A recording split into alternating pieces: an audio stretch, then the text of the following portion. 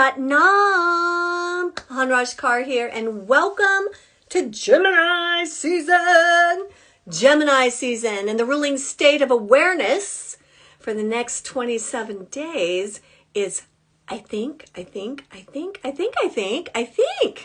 Our minds, hey there, Rosie, good to see you. We get to think better, hopefully. Hopefully getting better is the answer to all of our problems today. So when we are in Gemini, there is this invitation to the twins. And one twin represents our mortality, our humanness, and the other is our soul. And the soul has such mercy and wisdom that the human needs to understand. So the opportunity is to enlighten the mind. But sometimes we get kind of caught up in that the Gemini is too mental and vacillates a lot. But the vacillation is purposeful. It is to bring you into right alignment. The right alignment of 3D and 5D. The right alignment of knowing you're a soul and the soul empowering the human in you. Today was a really special day too. It happens once a month where Venus crosses the moon. So the moon is our emotions and Venus is our love. They're both in Cancer. And so our emotions might be running high. And also to add to that emotional, mental mix is that the sun is at 2 degrees in Gemini. When the sun is at 2 degrees, it is a Cancer degree. So what's healing in the mind is the relationship between how I think and how I feel and how they affect each other. Think good things. So I'm not talking about being in denial. However, ruminating, vacillating, circling the same thought, that can happen in Gemini, right? And that we want to avoid. There's also another big momentum here. And this is one of the things I want to talk to you about that I'm excited about. I want to do readings for you about this. And that is Jupiter's move to Taurus. So it went from Aries to Taurus. So Taurus is much slower, but you know, it's in Jupiter. So it's a big opportunity to manifest. And then where is it in your chart? Like for me, it's in my career. For my husband, it's in his relationship. So I get to get more attention, I guess. Poor me. But it's purposeful is the point with Jupiter. And because Jupiter, and Taurus the bull, it is a bit like in the beginning of this transit, which is a year long. It's a bit like Jupiter is a bull in a china cabinet. And it's knocking everything over, breaking all your china. But the good news is you're going to get new china. But at first, Jupiter might clear the decks a little. So it could be in your money house. It could be in the house of how you present yourself to the world. The interesting thing too is, oh, my cat's standing right in front of my notes, it is directly on Mars right now, squaring Mars, because Mars is in Leo. So Leo brings love. This is a very good aspect. This is going to go on for about a week and a half. While Jupiter will be here for a year, it's not going to always have this conjunction, this square with Mars. So Mars wants Jupiter, Taurus, wherever that is in your chart, to take action on loving you better. That loving you better could mean I quit the job. Well, that doesn't sound like manifesting, but I'm telling you, this conjunction, this square is happening at the beginning of this transit to get us to love ourselves more so that the gift that Jupiter delivers is something we need so much. Maybe we don't even know how much we need it. You may have noticed in the last week or so that things have, not turned out the way you thought they would. You may have lost a job. You may have had a break in a relationship. You may have gotten some bad news. I want you to take a deep breath and realize that this is an opportunity for you to upgrade. So whatever is being cleared away is to make room for the gifts Jupiter has. Now, this is what I really think is so interesting. So the last time Jupiter was here was in 2010 and 11. And the time before that, it was 99 and 2000. So look at your life. in those times. And so mine is all, astrology is real, y'all. So for me, for 10 and 11, that's when I left the state of compensation, the state of California as an employee. And I went to work for the Soul of Yoga in Encinitas and started managing and creating their Kundalini program. The 99 to 2000 was when I first got the big promotion at the state and became an underwriter. So I know that there was some falling apart, some losing hope before the good shit happened with Jupiter and Taurus. So hold on tight. It's really easy to figure out where your Taurus is if you know the time of your birth. There's an awesome website. It's called astro.com. You just put it in. It'll give you the circle and you will see where Taurus is, because that is what is going to be expanded and being held up for huge manifestations in the next year for you. What else is going on? Okay, so why we have the sun in Gemini, it's already starting to square Saturn in Pisces. Now, Pisces is all about our conscious connection with God. It's about what we sense. It's about our intuition.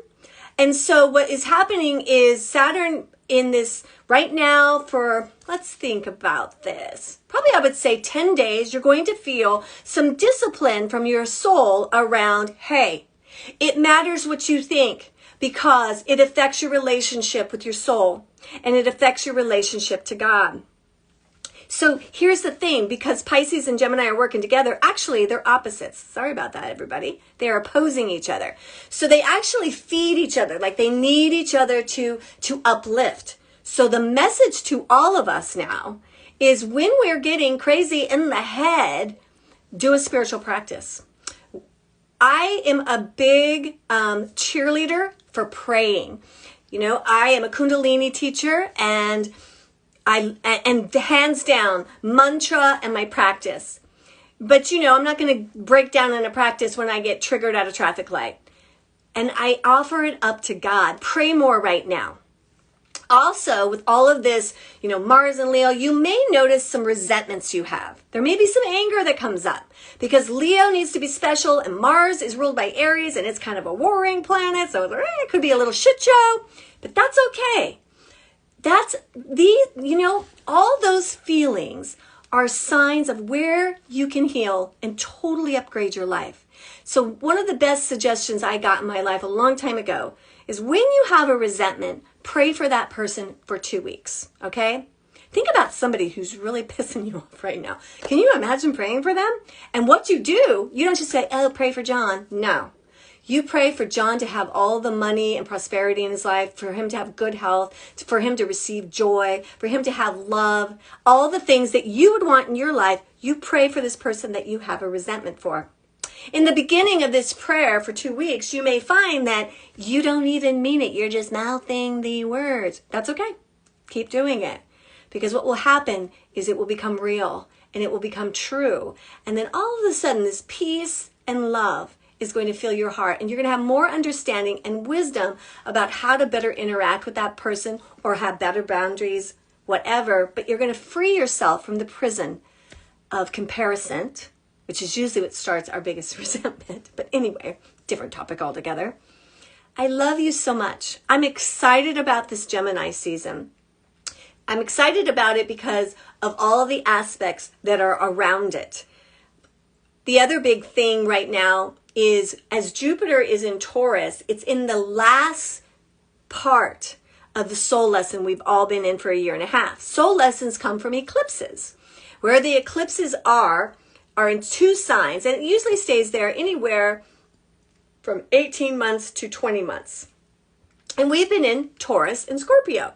So Jupiter is also working on something that you've been going in and out of, maybe struggling with. In your Scorpio house, it could be where you haven't had the boundaries you needed. You've maybe put them in place and then they've fallen apart. Maybe you've done good and they're still there right now. So it's going to be very rewarding. But it is also making sense of the journey you've been on in this last year and a half. The other beautiful thing that I like to bring in, because we are in this lesson that started in the eclipses that we just had. And those eclipses were in Aries, right? It was in Aries and Libra. Those were all about healing something substantial in our relationships. Being able to speak our mind, but I've also learned to have consideration and compassion for the other. What it is we were supposed to be learning a win-win. And in that, my teacher, Christopher Wataki from Serious Joy, I love him. We've been on this journey that he called the Excalibur. So that's the story of Arthur. And that story is all about Arthur is a nobleman and he becomes king. It's about the insecurity of you. It's about the parts of you that hold you back from being the queen or king you are supposed to be. And during this last month and a half, you got your crown on. So make sure your crown's not crooked. Place it on straight and know that you get to take your time getting your queendom or your kingdom in order.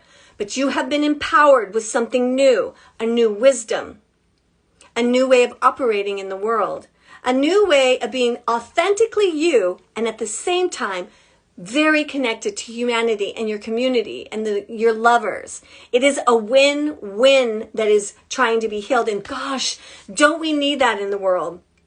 Why does it have to be day or night? It isn't, right? When the sun starts rising, there is those colors and the grays and the light comes up. It is an all connected. So we want to think about that in the big scheme of things in life. You know, like Democrat or Republican, Russian or Ukrainian, black or white, feminine or masculine, gay or straight. Why not connect it all together? This is humanity. These are the circumstances and the colors and the lessons we are all learning. And instead of being at war, being open and curious to the mystery and the beauty of each of us as humans. The next time you encounter somebody who really thinks different, be quiet. You know, in Gemini, we think about talking and thinking, and that happens. But there's two twins, isn't there? The other huge part of Gemini is listening. Listening. We need to listen. And speaking of listening, at the Great Divine Flow, the yoga studio that I have the great pleasure of being a founder of, we do every 4 times a year a 40-day meditation. And we're about to enter into one at the summer solstice, actually a couple days later on June 23rd. On that day, we are going to be using a word called sunya. Sunya. And the first meditation we're going to do is to open up our listening so that we are able to know the unknown. And sometimes we think these grand things like psychic powers, and that is a part of Sunya. But I want to invite you to know the unknown of you. You are a vast universe. Your cells, your soul, you have been around the universe for millions of years. There is so much more to you than the story you tell yourself. And when we start this 40-day, we get to learn how to listen and amplify that.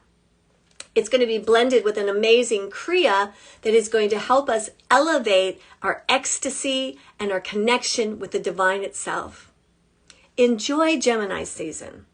Enjoy connecting your humanity and your soul more deeply together. Enjoy becoming a better listener. Enjoy Jupiter and Taurus. If you'd like a reading with me, I would love to do one with you. I do them over the phone.